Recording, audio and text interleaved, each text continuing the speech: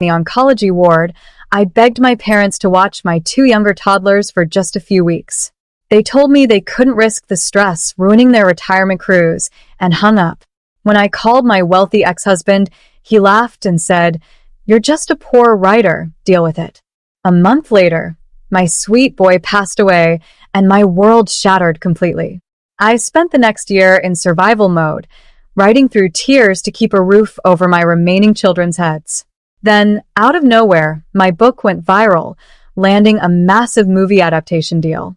Suddenly, the very parents who left me to drown knocked on my door, crying about family bonds. But when they see who is standing right behind me in my new home, their jaws are going to hit the floor. My name is Emily, and I am 28 years old. 1 year ago, I learned the hard way that the people who bring you into this world can be the exact same ones who leave you to drown when your life falls completely apart.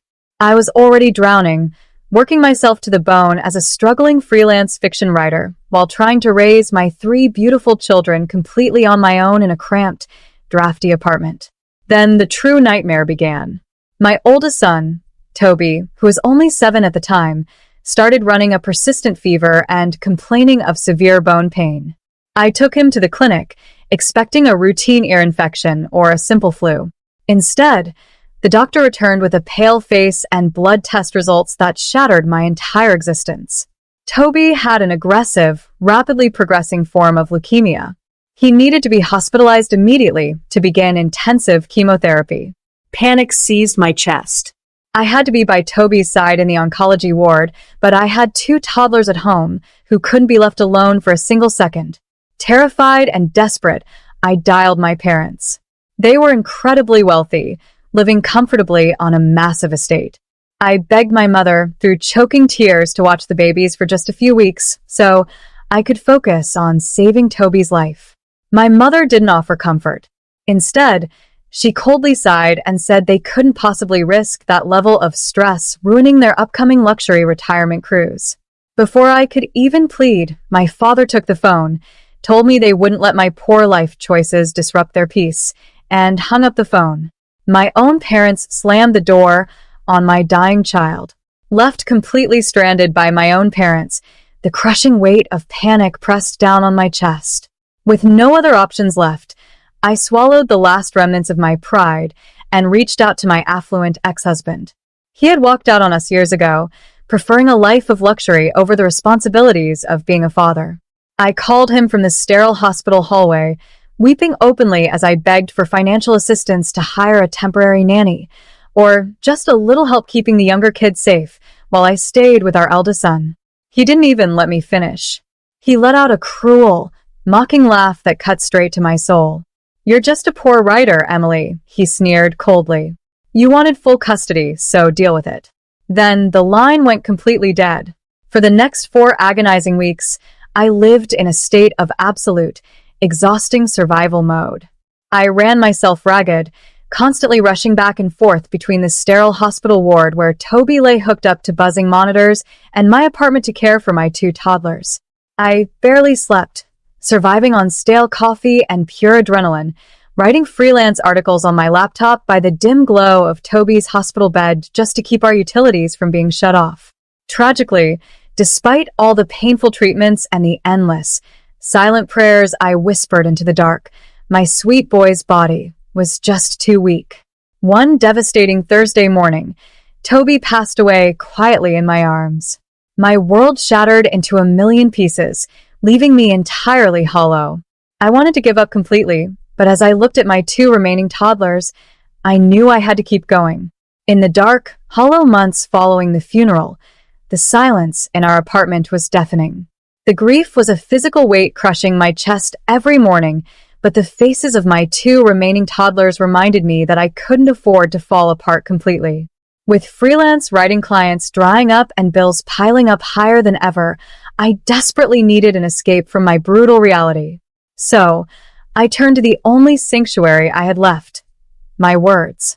Late at night, after guesting the babies into bed, I would sit at my creaky kitchen table under the dim glow of a single flickering light bulb, pouring all of my profound sorrow, isolation, and fierce love into a fiction manuscript.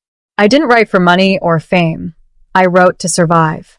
I poured the agonizing pain of losing Toby, the bitterness of betrayal, and the raw beauty of a mother's resilience into a deeply emotional story.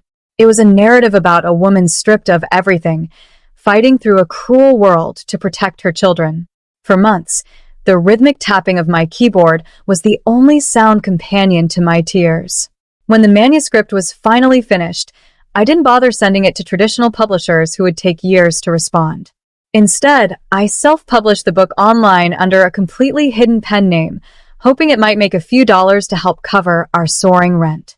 I shut my laptop, completely exhausted, thinking I was just dropping a message in a bottle into the vast digital ocean. I had absolutely no idea that the raw, heartbreaking honesty of my words was about to catch wind across the internet and trigger an unstoppable wildfire that would change our lives forever. What happened next can only be described as an absolute miracle. Within 48 hours of posting the novel, a promotional review on social media. The post went massively viral overnight. Readers from all over the world began downloading the story, deeply moved by the raw, heartbreaking honesty of the narrative. By the end of the month, my little book had completely bypassed established authors to claim the absolute #1 spot on major global bestseller lists. The momentum didn't stop there. The phenomenal success caught the attention of Hollywood, and a major production studio tracked me down through my digital distributor. They offered a multi-million-dollar contract to secure the exclusive film adaptation rights to my story. Almost overnight, my life completely transformed. The crippling financial terror that had choked me for years instantly vanished. I finally left that dark, drafty apartment behind forever, purchasing a beautiful, secure house with a sprawling backyard where my 2 remaining children could safely run and play. I established ironclad educational trust funds for their futures, ensuring they would never have to experience the brutal, terrifying deprivation we had barely survived. For the first time in my life, we were completely safe, wealthy, and entirely independent of anyone else's cruelty. Exactly 1 year after my biological parents turned their backs on me and my dying child, the local news ran a prominent feature on my sudden, massive success. The segment detailed the incredible Hollywood movie deal and, for the first time, revealed my real identity to the public. That very evening, a sharp, confident knock echoed through the quiet hallway of my beautiful new home. My heart skipped a beat as I walked over to the front door, looking through the glass peephole. Standing on my porch were the exact 2 ghosts I never expected to see again, my biological parents. They were dressed in immaculate designer clothes, and my mother was holding a massive bouquet of expensive flowers. When I swung the door open, their faces lit up with matching expressions of fake warmth and unearned pride. My mother immediately tried to step forward to wrap me in an embrace, acting as if the past 5 years of neglect had never happened. She squealed about how proud she was of her brilliant daughter, while my father stood right beside her, nodding with a smug smile as his eyes greedily scanned the high ceilings and expensive finishes of my new entryway. They stood there radiating an absolute audacity, completely convinced that their biological connection gave them an automatic right to step directly into my hard-earned luxury. My parents pushed their way into my beautiful entryway without an invitation, immediately weaving a web of toxic lies. My mother set the flowers down and claimed with a straight face that they had always believed in my talent from the very beginning. My father chimed in, smoothly explaining that their harsh refusal to help a year ago hadn't been cruelty at all. Instead, it was apparently a calculated act of tough love, designed to force me to find my inner strength and unleash my creative potential. Without missing a beat or even asking how my surviving children were doing, they seamlessly transitioned into the real reason for their sudden visit. My father pulled out a folder of financial documents, detailing a recent, catastrophic real estate venture that had left them facing severe financial ruin. They confidently asked me for a massive 7-figure investment to bail them out, fully expecting my compliance, because family always sticks together. They stood there smirking, entirely certain I would hand over my wealth. I cut them off completely, raising my hand to silence their toxic lies. The smug smiles instantly vanished from their lips. I slowly stepped aside, revealing a high-powered figure standing right behind me in the hallway, my lifelong childhood friend who is now an elite legal counsel. I looked my parents dead in the eye, my voice entirely calm, but cutting like ice. I told them that their calculated, tough love had cost them a daughter, and that they were completely dead to me. My lawyer stepped forward, calmly handing my father an ironclad legal no trespass warning, promising immediate criminal charges if they ever set foot near my property or my remaining children again. Their jaws hit the floor, their faces freezing in pure, unadulterated shock as the reality of their total defeat sank in.